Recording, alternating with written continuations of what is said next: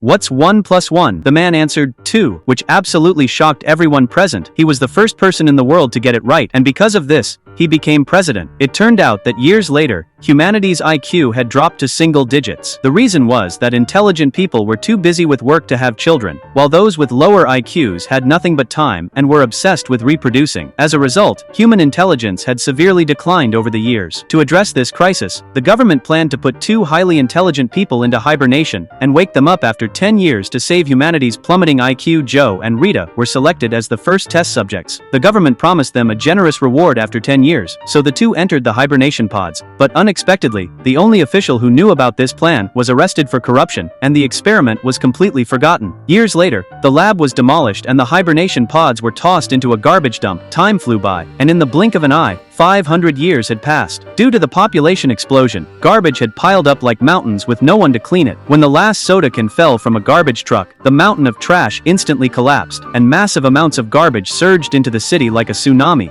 Joe's hibernation pod was swept into a stranger's home. By chance, the pod was opened, and Joe was awakened. Frito, who was studying 1 plus 1 equals 2, was interrupted, and forgot the answer. Furious, he immediately got up and threw Joe out the window. Joe was completely bewildered. He wanted to go to the hospital for a checkup, but the hospital's billboards looked ridiculously stupid. Upon entering the hospital, it was obvious that everyone there didn't seem very bright. That included the robots too. Joe wanted to register, but the nurse stared at the cartoon icons forever. Before randomly picking one, Joe was sent for an examination. The doctor gave him 3 metal rods, one for his mouth, one for his ear, and one for his rear end. Just as Joe had positioned them, the doctor said he'd gotten it wrong and told him to take them out and switch them around. The one that had just been in his rear should go in his mouth. Joe was absolutely horrified. After the exam, Joe immediately ran to a faucet to rinse his mouth, only to discover it was dispensing sports drink. Then he found in a magazine that it was now the year 2505. Had he really been in hibernation for 500 years? He immediately ran to the window and opened the curtains outside. Buildings were tilting every which way, and the ones about to fall were just tied up with ropes. Bridges were broken, but cars kept driving straight off them. Joe was stunned by everything he saw. That evening, he approached a vending machine when suddenly 2 cops rushed out. Before he could even explain, he was tackled to the ground. Joe was brought to court. The judge, though clearly not the sharpest tool in the shed, thoughtfully assigned him a lawyer. Unbelievably, the lawyer was none other than Frito, who still hadn't learned that 1 plus 1 equals 2. Frito did a great job helping the opposing lawyer build the case against Joe. Finally, the judge banged his gavel and found Joe guilty, sentencing him to 10,000 years.